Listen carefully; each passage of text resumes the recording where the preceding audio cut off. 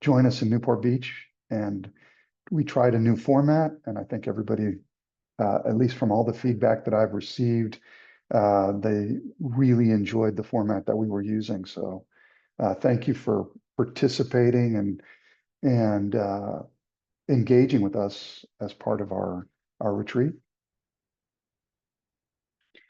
All right, looks like we're getting some critical mass here. I'm very excited about this webinar. One of my new friends, Ron Berger, is going to be presenting on an ethic of excellence. And as many of you know, I am very driven by vision and mission and focus. And so I thought that I know that many of you are in the throes of kicking off your school year or have started your school year. I know Nicole Newman called me this morning, texted me this morning to say she was kicking off her school year today. And she said she was going to try to join us if she could. Nicole's our board president.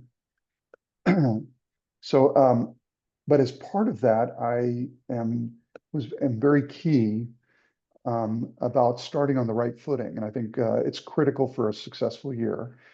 And so this year, SSDA is encouraging school districts to kick off the year by setting a high standard, a high bar, a standard of excellence. And as such, that's why we invited Ron Berger, who is the author of An Ethic of Excellence, to kick off our professional development year, not only for our elevated forum for new superintendents, but also as part of our webinar series. Ron doesn't just talk about what's possible in education. He lives it, he breathes it, and has inspired thousands of educators to raise the bar for what we expect of ourselves and of our students. He's the kind of person who reminds us why we got into education in the first place. He started his career as a public school teacher in a rural school, where he spent decades showing what deep, meaningful learning can look like, and he hasn't stopped since. Ron is now the senior advisor for teaching and learning at EL Education, and if you've ever seen the video Austin's Butterfly, you already know how powerful his message is about craftsmanship, perseverance, and the extraordinary things students are capable of when we believe in them. But beyond titles and accolades, what makes Ron special is his deep belief in the dignity of students and in our collective responsibility to build schools that help every child thrive, not just academically, but as human beings. So as we gather here as educators, let's open our minds and hearts to someone who has helped reshape what education can be. So please join me in welcoming Ron Berger. Ron, take it away. Oh, thank you, Yuri, and thank you, Amy and Gwen and Karen. I feel very fortunate to be able to be with you today. Small schools, and I will say particularly rural small schools and small school districts are very deep in my heart. It's been a lot of my life's work, and it's a particular passion for me. So I'll be with you today, and I'll also be with you in person in March. I feel very fortunate to be invited to be there and dig in with you all in person about the incredible potential that you all hold for that. And so thank you, Yuri, for inviting me. I'm going to share stories of what excites me about small school districts. I've been in education a long time. This is my 49th year in education, and it's not all been with rural schools and rural districts. I do a lot of work with urban districts as well, but I have a great heart for rural districts. And I actually live in a house I built myself. The Zoom screen you see behind me is a photograph. It's one of those fake Zoom screens, but it's what I'm looking at right now through my window. I'm at my home at the moment, and that's my front yard, and there's just forest and farm looking out from because I live rurally in the same community where I taught for more than 25 years, and I do lots of work with rural districts. And so I'm going to share stories today about what excites me about the potential of small school districts and particularly small rural districts to be sort of at the leading edge of what's possible in education. So I'm going to share my screen and share slides. These slides, I titled this Beautiful Work in Small Schools and Small Districts. And when I say beautiful work, I don't just mean aesthetically beautiful work. I mean beautiful mathematical work and scientific work, beautiful historical work, beautiful work in literacy, and beautiful acts of service and consequence in communities. So I use beautiful work in that broadest sense, work that we can all be really proud of. And I'm going to share stories with you, share stories mainly of schools and districts that I've been privileged to work with. And I'll also share stories of my own setting. My book, An Ethic of Excellence, the first book really that I wrote, is about my own life in my small rural community. And so I'll share some images from that with you today. I'll speak for about 40 minutes now and then be open to any questions and discussion, and then look forward to in March being meeting you in person and really getting into learning your stories. And I hope I can add your stories to the ones that I share. So I want to start with a story of a small school district in California. It's Big Pine, California. I was privileged to work with this district. That's the school right there. It's a really beautiful setting. Not easy to get to, but a really beautiful setting. And I say school, but you could also say district because it's one school. It is the whole district. You know what this is like. It's a K to 12 district, which is just one building. So this district serves the local community. You know what these rural communities are like, right? I mean, this is where people get together in the evening. So it's that, like, for those of you who work rurally, you kind of know that small community world, which could seem limiting, but to me seems like this is my life. I love it. This particular school serves two kinds of students. It serves Native American indigenous students from the Paiute Reservation, and the school is actually on land that's contiguous with the Paiute Indian Reservation.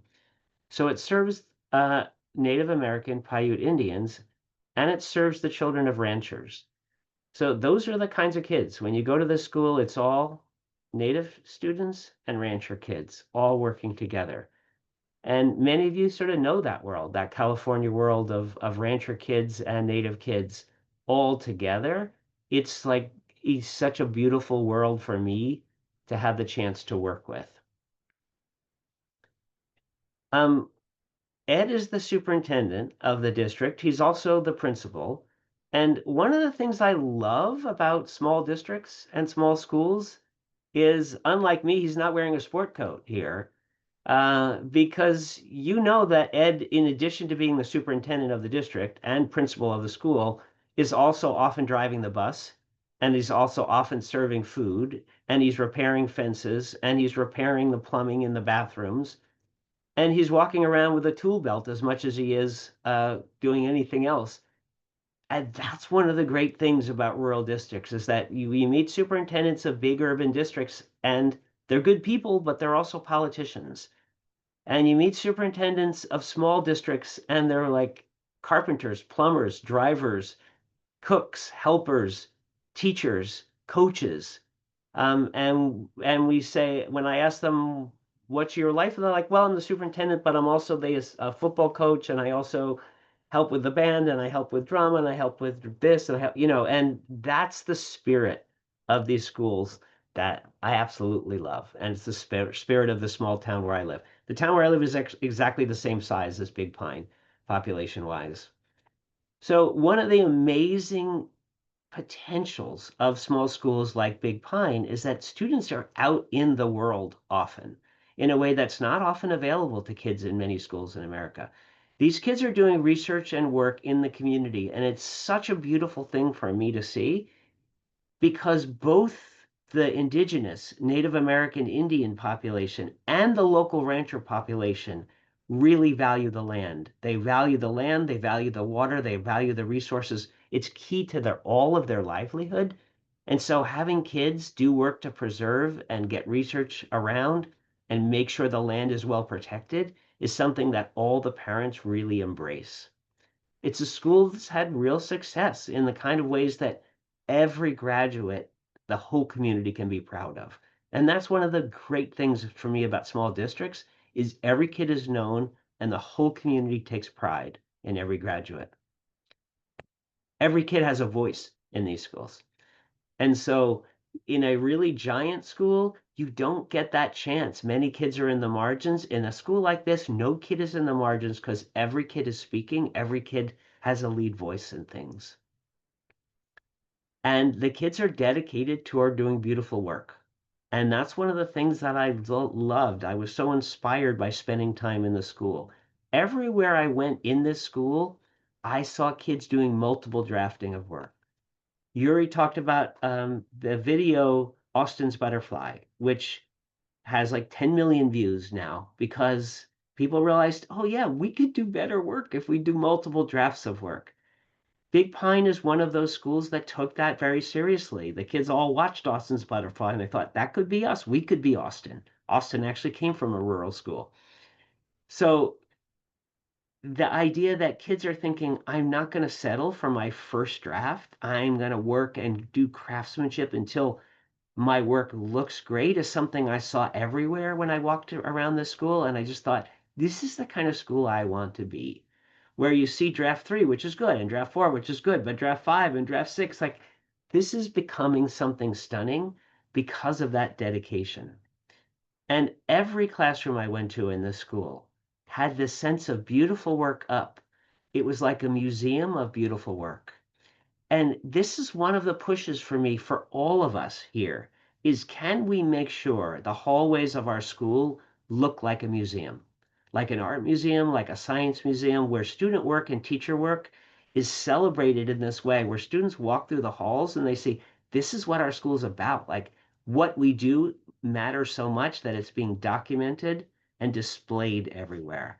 And so the beautiful work, the models of excellence in this school, were everywhere. This is a kid's guide to California's national parks created by second graders.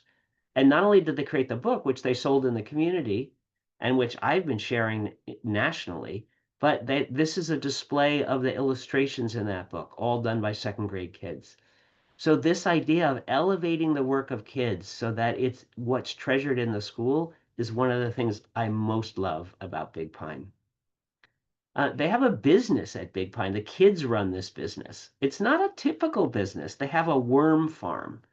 These are the kids farming worms, and they sell those worms, which it seems like I don't know how you could make much money selling worms, but they do this with thousands of sales of worms because the area they live is an area where everyone fishes. And so everybody needs worms, and the kids are growing worms and selling worms and making money for the school's work and the school's charitable work. Another really powerful thing that impressed me about the school was the story of this girl. The girl who's there in this picture is named Alice Piper. And Alice Piper was an indigenous Native American Indian girl who, more than 100 years ago, in 1923, was at an Indian boarding school there, but she wanted to attend the Big Pine School, the Big Pine School District, that very building where the kids are now. And she was not allowed to. Because at that time, Indians, you may remember, were put in these Indian boarding schools, which were not great places. They were awful places for stripping students of their culture and children of their families, their language, their culture, their hair, everything. Alice Piper, at 16 years old, sued the district to get into the Big Pine School. That lawsuit in Big Pine, California, ended up in the United States Supreme Court, and she prevailed. And Alice Piper ended up attending the Big Pine School 100 years ago. And long before Brown versus Board of Education in 1954, this was the groundbreaking civil rights integration case in American education. This is the school where Ed is the superintendent and principal. That sculpture is a sculpture of Alice Piper, and the sculpture exists because the students in this school worked to lead a project to have this sculpture built and to have Alice Piper honored for her courage as a civil rights site here. And last summer, the students hosted a symposium of indigenous Native American Indian leaders from all over America to come honor the 100th anniversary of Alice Piper's victory of integrating the Big Pine schools. So this was a celebration, a ceremony, powwow, and people from all over came, and the students organized all of this. This is the kind of thing that small districts could do that just, to me, is so exciting. So when people think of small districts and rural districts, these are the things people tend to talk about, all the challenges. These are real challenges. They may not all be the challenges of your district. Your district may have some of these, but not all of these. Your district, though, may have all of these challenges, and they are real. So it's not always easy being the leader of a small district because some of these things, and some of them you may recognize as like you need to get a math teacher, you need to get a special education teacher. You can't do that easily in your community. You don't have access to local facilities like colleges and museums and hospitals and all kinds of things maybe close by, like an urban school may have. You may not be able to offer all the things to secondary kids that a big school can offer. You might have to close school down when there's weather issues that you can't, the pass is closed, you can't get there. These are all real things. But what people don't talk about often is this, which is why I love small rural districts. That there is a there are assets of small rural districts which you don't see anywhere else. The first of all, the way personnel and space and finances are used is creative all the time in small districts. The way small districts are so resourceful with their finances. The way people have this spirit of we can get it done here. People are not complaining, they're getting it done and being resourceful. It's that kind of resilience and ingenuity and resourcefulness that makes me love small districts. That they're connected to the natural environment, that they're connected to the local community, that students are well known and families are well known. And even though small high schools can't offer as many things to students in terms of diversity of offerings, when you're in a small district, if you want to be in the play, if you want to be on a sports team, if you want to be the dance, you have a really good chance of being in a lead role in these things. Like everybody can be a part of these things. You don't get pushed out of all these amazing activities. Students can be the leaders in all kinds of things in small schools in a way that exists nowhere else. And all the connections to the real life community that students often are alienated from in typical high schools. And lastly, I just want to say this flexibility to try new approaches to education is my favorite thing about small districts because small districts are nimble. They can try something new. They can do great, cool things that big districts with big bureaucracies, often it's not possible to do. It's too big, it's too political. So I want to share some stories of small school districts and small schools that have done stuff that really excites me. So I want to first talk about a project of fourth graders in Moscow, Idaho. So I'm leaving California for a moment, but not too far away. This is downtown Moscow, Idaho. Those are grain silos. For those of you who live in those kind of areas, you know what that's like. Um, Here's the project that the fourth graders did in Moscow, Idaho.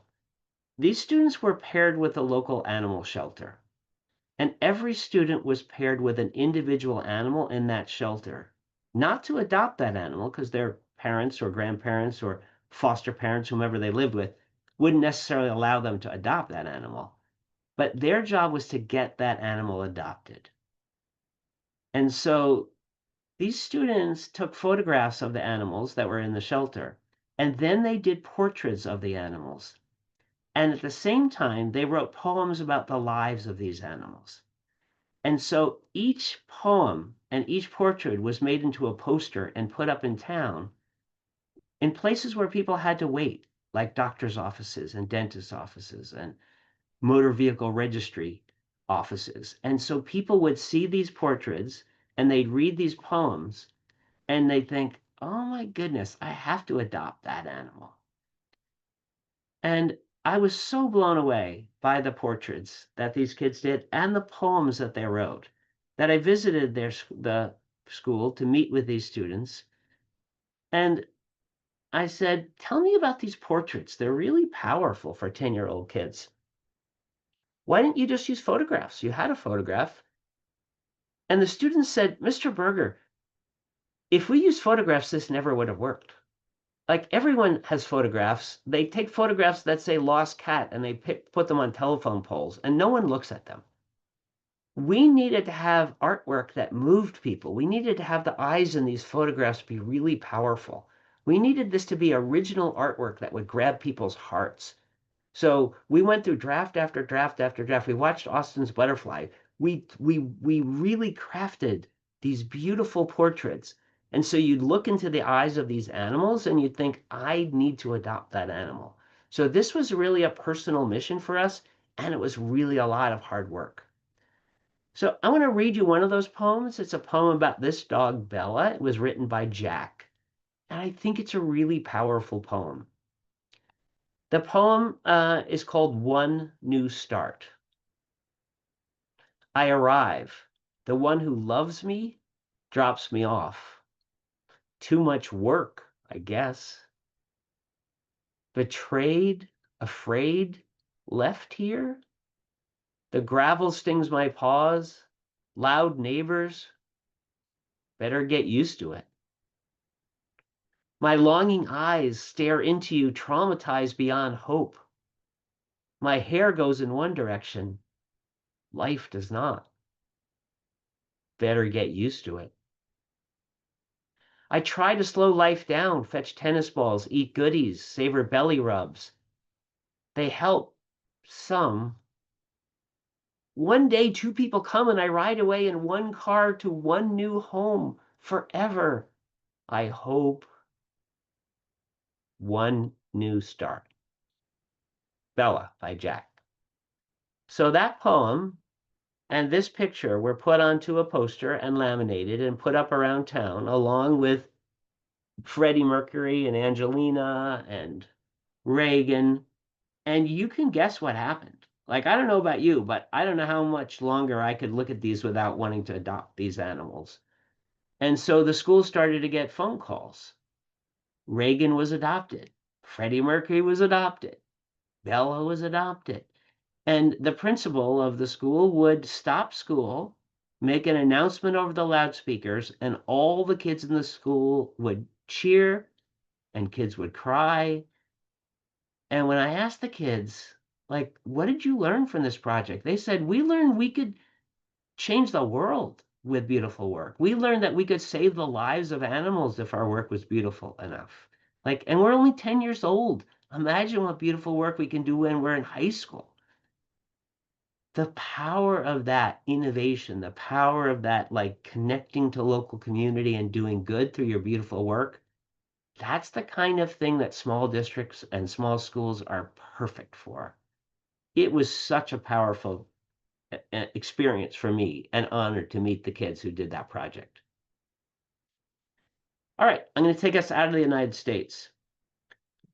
This is a rural school, a regular public school that's its own little district in Kangaroo Island off the coast of Australia. This rural community, just to give you a sense, created a mandala, and then they got a drone photograph. And the mandala is all of their school buses and their farm trucks and their tractors and their spare tires and barrels arranged in a way that would look like a mandala, and everyone could put it up in their schools and in their places of work of like, we are one community. And I looked at this picture and I thought, it's wacky, but it's exactly what I love about small communities. So the kids looked very much like kids in California, except they all wear bucket hats, which is a Australia thing, not a California thing. And the school, although a regular public school district, is on a working farm. And so the kids are in charge of the animals and they're in charge of running the farm, in addition to all their other schoolwork. They take care of these sheep. They take care of the beehives. They get the honey, they get the wax, they sell the honey, they make candles, they make lip balm. And the kids are working when they're not in regular classes. They're putting on these boots and they're putting on these overalls and they're getting out and working. When you look at a picture like this in a school, you think, okay, we're talking about a small rural school district here. You don't see this in the center of Los Angeles or Detroit typically, or San Francisco with this kind of list of things that kids are working on. And the kids are out doing the actual work, which was so cool for me to see kids with this kind of responsibility, real life responsibility. Because if you have farm kids in your district, you know those kids are used to real work like this. And like this is a girl chainsawing to get space ready for the farm. This is just like a different kind of thinking of what school can be that I just loved. And they have a whole aquaponics part of their rural school where they raise barramundi fish to sell. So the kids are raising these fish and selling them at the fish market, which I loved learning their whole business model for their aquaponics organization. And all these fish, all the effluents of those fish tanks, the fish poop basically, goes into this and then gets pumped out to a whole aquaponics greenhouse where the kids are growing herbs and vegetables to sell, again, to raise money for charity and help people in the community. So they're running this working farm. They're raising barramundi fish in their aquaponics program. They're growing herbs and vegetables with the fish effluent and using all of that to support the community. And I just thought, yeah, school can be so much more than what we think school can be. Again, the power of a rural community, the power of a small district. All right, I want to pivot now to where I live. This is my town. It's the same size as Big Pine, California. My town is Shutesbury, Massachusetts. In the center of my town is this sign, which basically is how to get to anywhere where there might be something. Because there's nothing in my town, so if you come to my town, you go to the center, it's like, how do I get somewhere where there really might be something I could do? Because my town has no stores, no traffic lights, most of the roads are dirt roads. We do have an old church. This is an old New England town, as you could picture, just like you would think. One church in town. We've got the post office, which is also Mary Dillman's home, so you have to go into Mary Dillman's home to get your mail.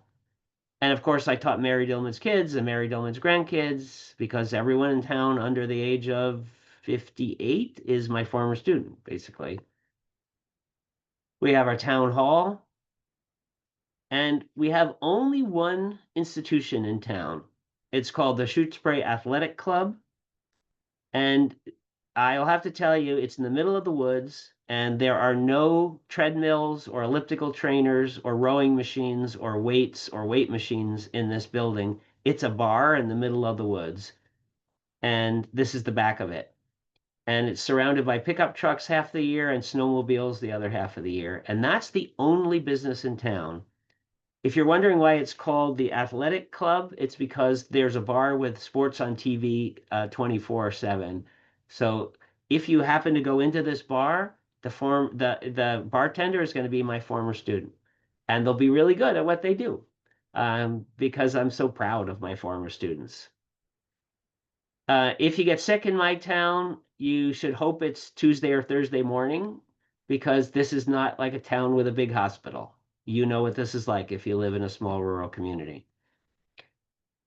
We have a volunteer fire shed in town because every firefighter in town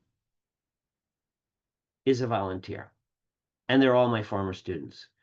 So my life is in the hands of my former students, and I really care what kind of human beings they are. That's the beauty of small districts and small schools. These are my former students saving a house that's burning in town. These are my former students saving a dog that fell through the ice.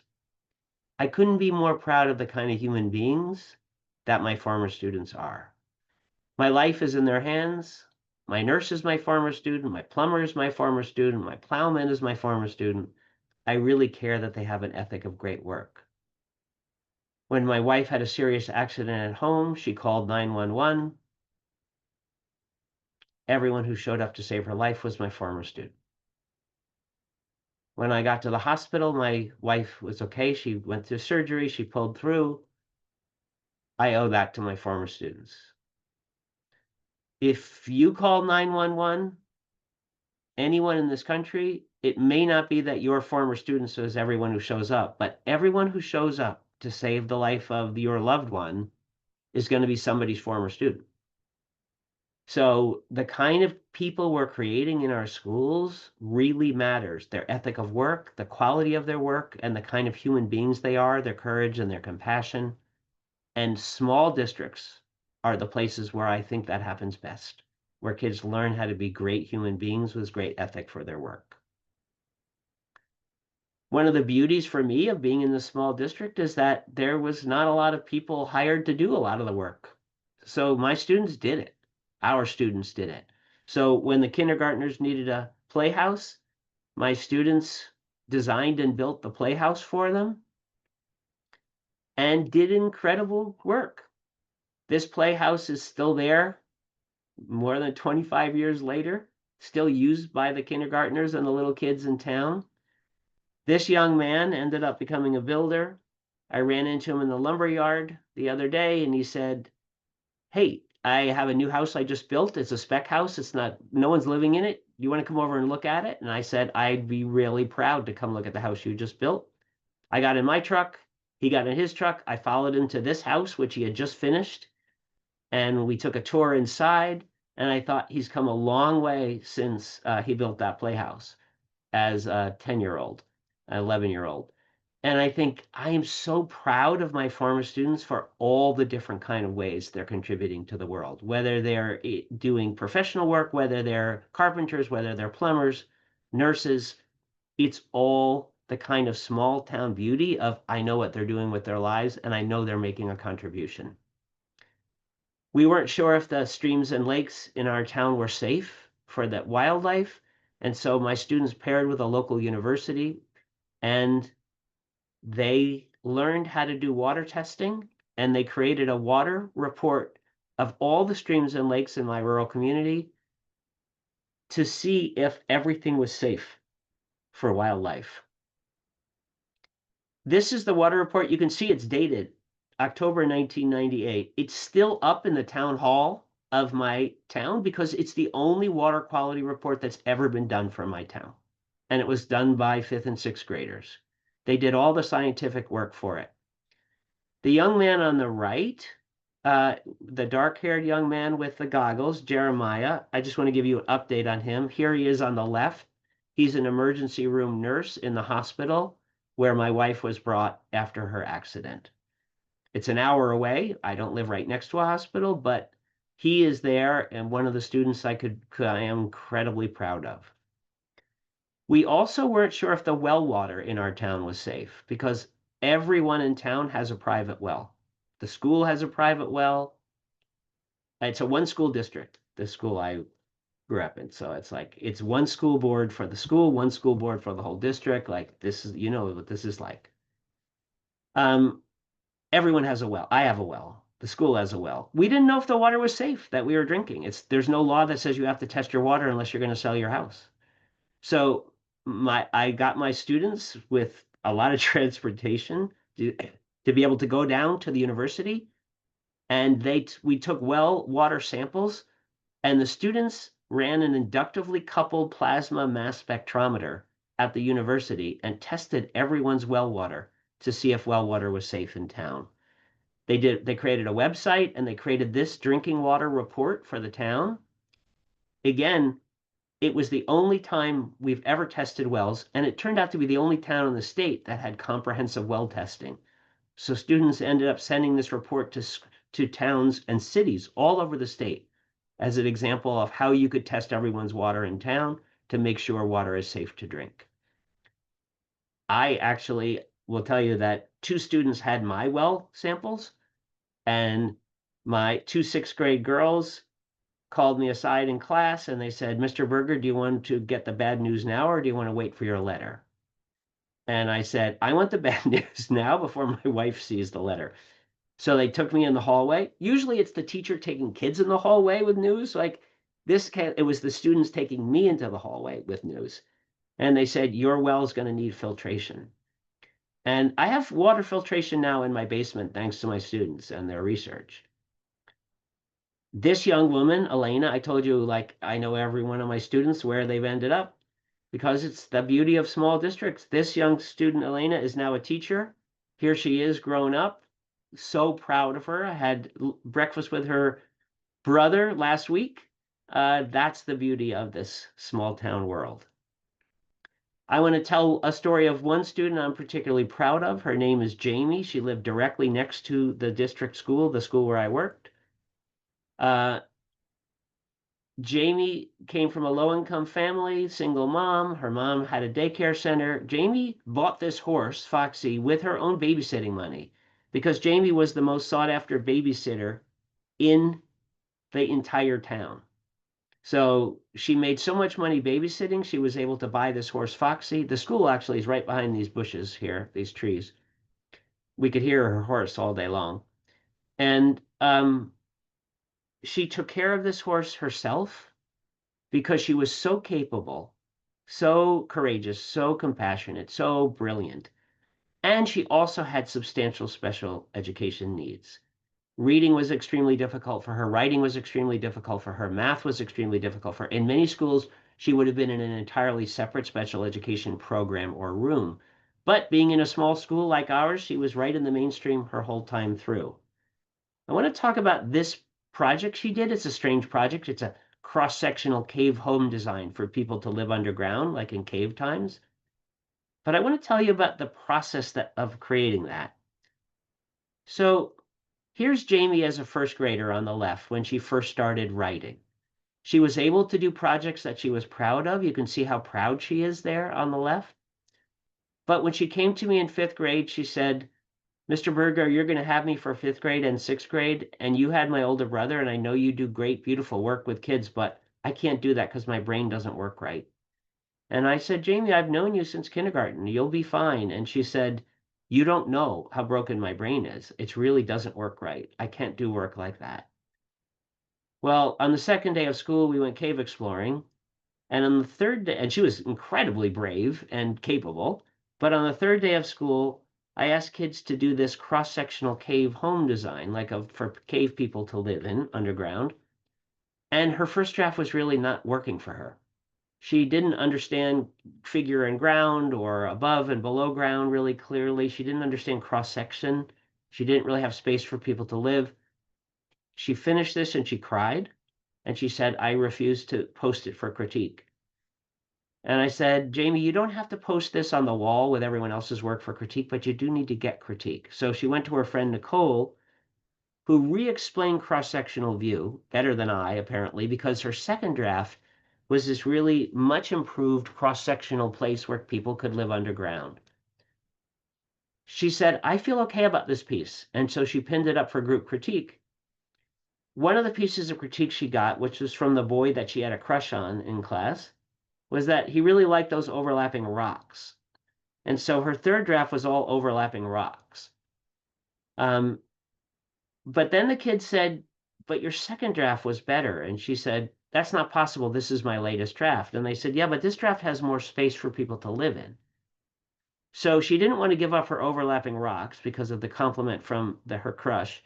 So she took this space and this overlapping rocks and she expanded it to a space that had overlapping rocks, but more space for people to live underground. And then she said, Mr. Berger, I'm getting excited about this piece. It's getting okay. But my handwriting isn't very good, and I know you teach calligraphy. Could you teach it to me really fast? And I said, no, I can't. Not really fast, but if you trace, and we had a big light table that we built together, students and I, where kids could trace. And so if they had dysgraphic things with drawing or writing, they could practice right on the light table and trace until they were good. Jamie came in before school every day for a week because she lived right next to the school. Knocked on the window, I let her in the back door. She came in and she traced for half an hour every morning before kids came to school. After a week, this was her calligraphy. This is freehand. It's not perfect calligraphy. If you're a calligrapher, you can see it's inconsistent. Although her own name, Jamie, is pretty consistent because that's the one she practiced the most, and the name of the boy that she had a crush on, Ari. Um, but if you're not a calligrapher, you think that's pretty good. Like she made a lot of progress in a week of tracing. And when you look at her final draft, even the lettering is really great. So she, a student with substantial disabilities, ended up producing something of great beauty that she was really proud of in the school exhibition of work. She showed up with her mom, with her grandmother, and was so, so proud. And I want to give you the Jamie update. So this is Jamie in her backyard when she was 11. Jamie went on to middle school and high school with a substantial education plan, as like her learning disabilities did not go away because she was proud and doing great work. But she graduated from high school, which may not seem like a big thing, but nobody in her family had ever graduated from high school except her older brother, whom I taught. No one. So her high school graduation was a big thing. She was accepted to college to study equine studies, horse management, at the Stockbridge School of Agriculture at the University of Massachusetts with a scholarship. I went to her college graduation party. She called me up. She said, I'm having a graduation party from college. Can you believe it? I showed up at her college graduation party. She walked up to me with 2 red Solo cups of beer, handed one to me, and said, Can you believe I have a college diploma? I said, Of course. I always thought you were amazing. She said, The weird thing is I have the same learning disabilities as I had in first grade. I still reverse letters. I still reverse numbers. I said, Well, how'd you get through college? She said, The same strategies I used in elementary school and a lot of hard work. And I'm doing great. So because I told you I like this is small town life and you guys know this, I want to give you my Jamie update. So I want to show you Jamie. There's Jamie at 11. I want to show you Jamie at 49. Here she is. Same smile. And she's flanked here by her brother Jeff on the right, the oldest from this family whom I taught, who's now a high school teacher. And her brother Jeff, who had substantial learning disabilities, was a non-reader in 6th grade and is now a motorcycle mechanic and a really successful one. I couldn't be more proud. That's the beauty of small districts and small schools. These kids make me proud every day with the lives they have. Jamie manages a horse farm. She has a daughter who's a champion rider, and she works with disabled adults. So, like, could you be more proud of somebody? I can't be. All right, I'm going to end my slides with sharing a trip that I just returned from 3 weeks ago. I went to the country of Timor-Leste. Most people don't even know where this country is, but it was a Portuguese colony near Indonesia for hundreds of years. In 1975, Portugal finally let go of it as a colony, and the Indonesian army moved in and massacred 100,000 people and set up a military dictatorship. In 2002, the Indonesian army finally stepped back, and Timor-Leste became its own country for the first time ever. So this country is only 20 years old. They have no money. It's one of the poorest countries in the world, and they don't have enough schools. So this group of Catholic nuns decided to open schools in the jungle where there are no schools. And they talked me into coming to help. And I'll tell you, it's the most gratifying small district, small school stuff I think I've ever done. The poverty in the jungle was beyond what I've seen in America. This is what the houses in the jungle were like. Most houses had no windows, no electricity, no water. And this is the inside of one of the houses of the students there that I worked with. So you can see this is like from another time in terms of level of poverty. And yet the school that the nuns are building there is really a beautiful school in the jungle. Like it's an amazing place. They've raised money to build the first school here in the jungle so students can have literacy. And they recruited the local villagers to become teachers. And my work there was doing teacher training with a lot of translation. Since I don't speak Tetum, the language that they speak, But with translation, I worked with these teachers to get them ready to teach these young children. Before I went, I said, when are you going to actually open the school? Because you're just training the teachers and you're just building it. And they said, oh, we're letting the students in right now while we're building it. And I said, and when are these teachers going to be teaching? They said, oh, they're already teaching. As soon as they learn anything, they're teaching it. Why would we wait? And so the kids are already arriving at the school every morning, and they either walk through the jungle or they get driven by their older siblings on motorcycles through the jungle. They show up at this school and they're so excited to get there. And the nuns greet them, and the school is already functioning, doing amazing work. They use local wood, they built great spaces for the kids, and the kids are learning to read. Their parents don't know how to read and write, and they are learning how to read and write. And they're doing active hands-on science. And I thought, I love being around this. It's so inspirational. And the kind of work they were doing is beautiful. Giovanni is 4 years old. Look at his printing. Like, this is a literate little guy at 4 years old with writing better than some of us might have, coming from a family with no water, no electricity, no books in their home, no literacy at home. And the work that they're doing is beautiful. So the living conditions for me working there was not so easy, but I came back, I think, without parasites, and um, I seemed to be healthy, and so it was like one of the most inspiring trips ever for me. Again, the beauty of small district, small school community coming together to do this work. So I'm going to stop my slides and just say, this is the thing that most excites me in the world. And all of you, as leaders of small school districts, you're my heroes. Like, you're the people I want to work with. So I want to leave this open for questions now. We have almost 15 minutes of time, and I will take any questions. So Amy, do you Ron, start out with yeah, we three? don't have any questions, Ron, but I do want to impress. We don't have questions yet, so I Okay. encourage folks to ask questions. But I do want to impress upon everyone, right, that we have so much to be proud of as small school district leaders. I think the best education happens in our small school communities, and so I'm extremely proud of our folks, and we're working very hard to support small school districts as an organization.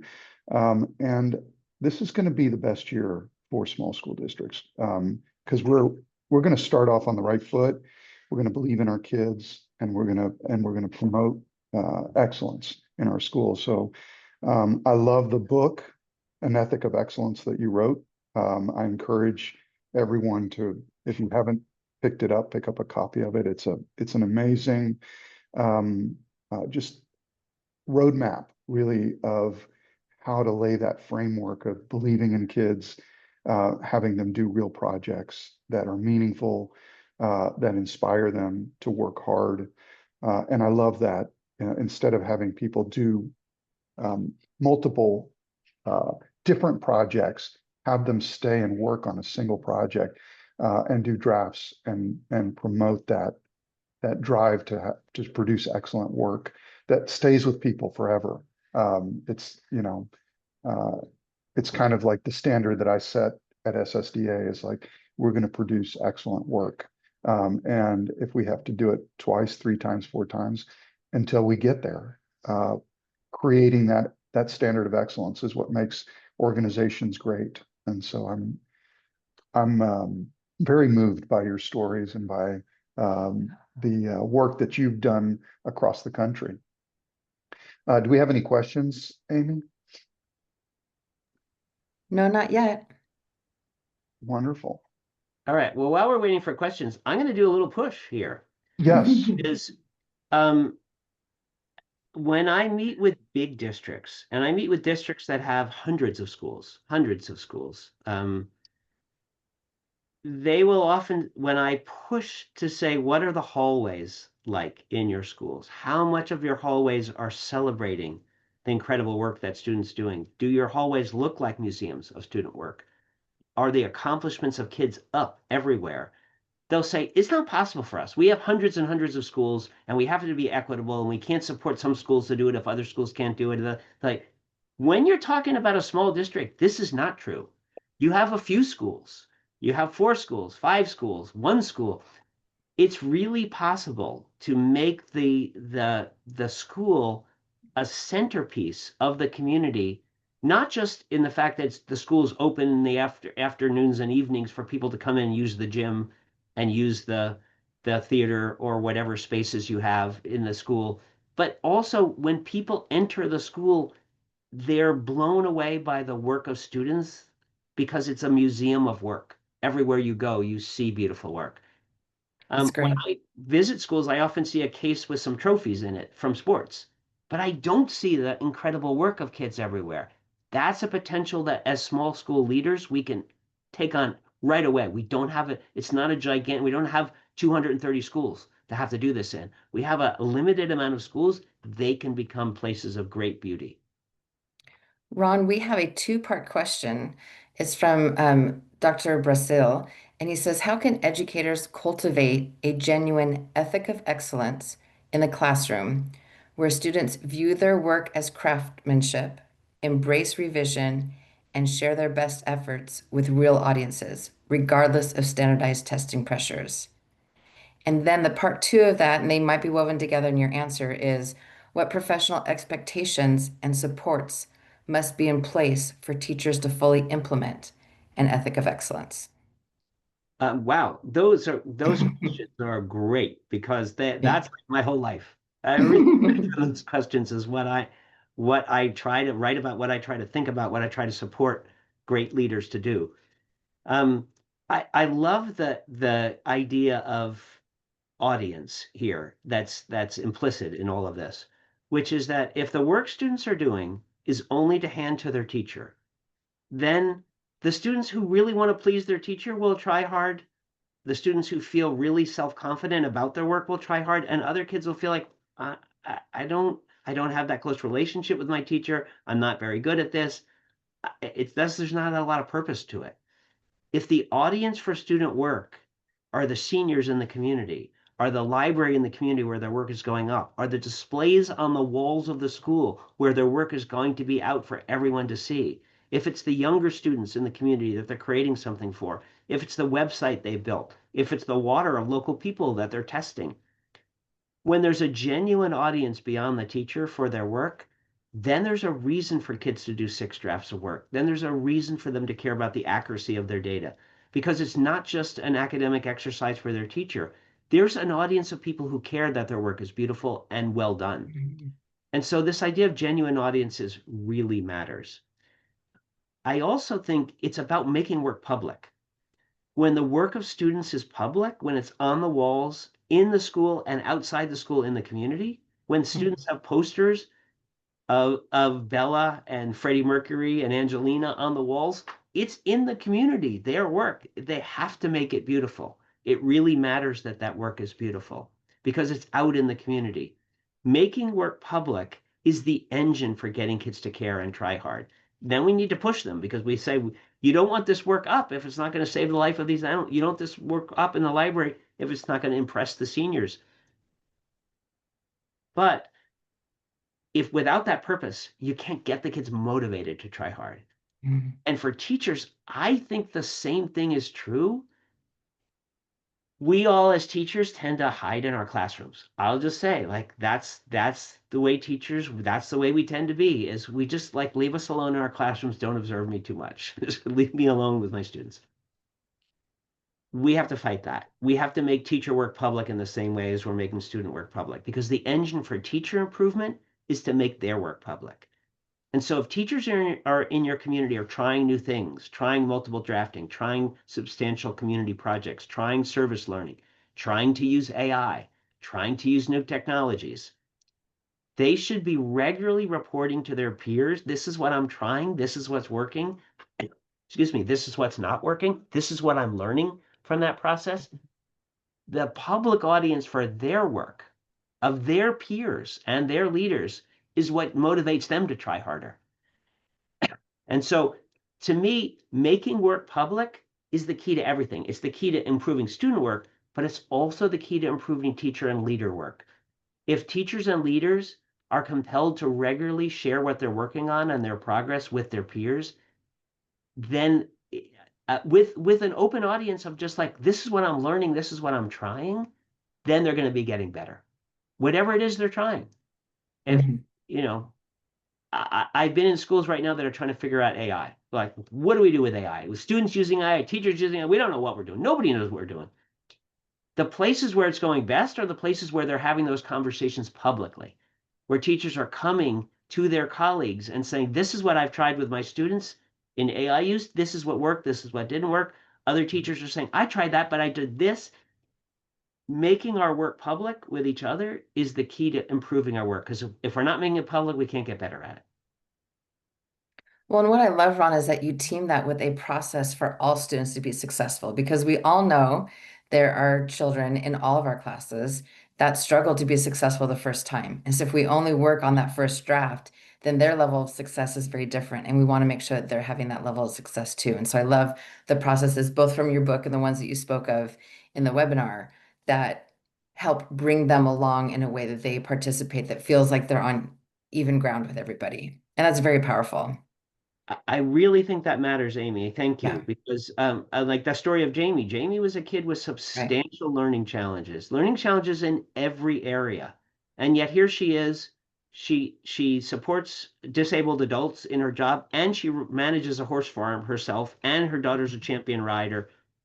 And now she found a good husband too. I'm really happy for her. Her first husband wasn't a great choice, but this one is really good. Like, how could you be more proud of a student? Like, she's doing great work in the world, service work, capable work, and yet she's someone who still has those learning disabilities and challenges. We have to believe that all kids can do great things and push them to do that.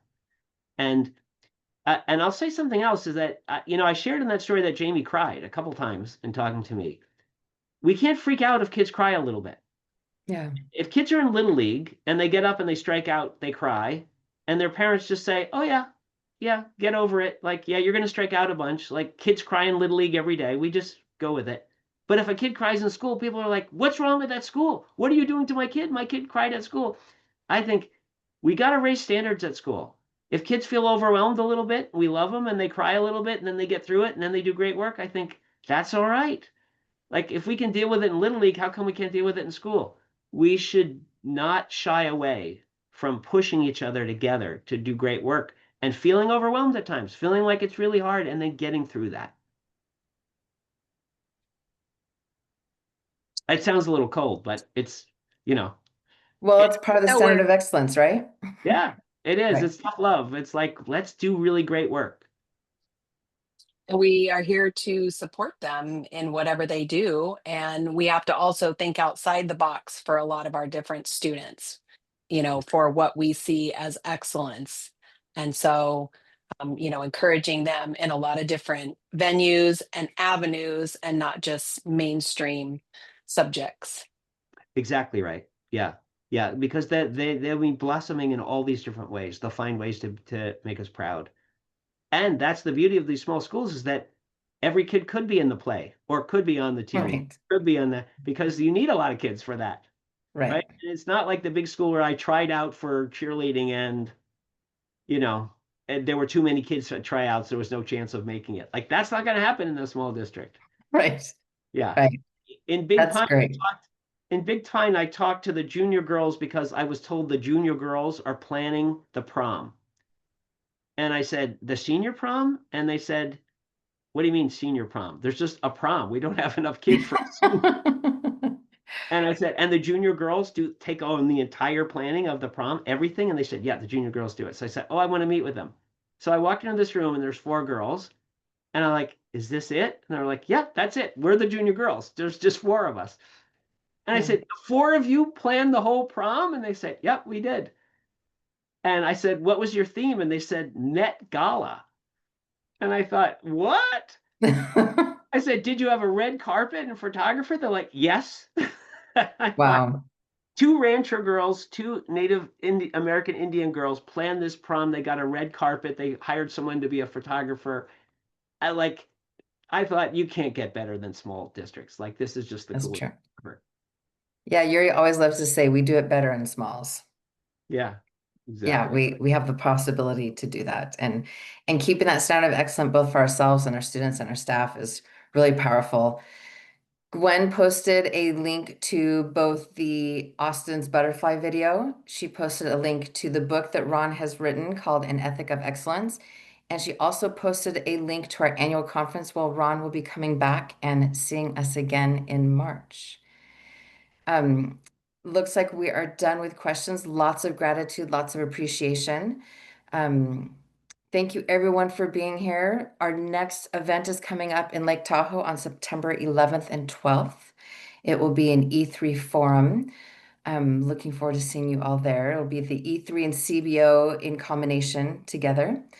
If you are an elevated forum student, please hop on the Zoom link that was sent to you via Gwen so we can have our elevated conversation after this.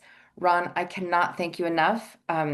I have to tell everyone, Ron is so excited to be partnering with SSDA because of his love and dedication to smalls. We couldn't be more grateful.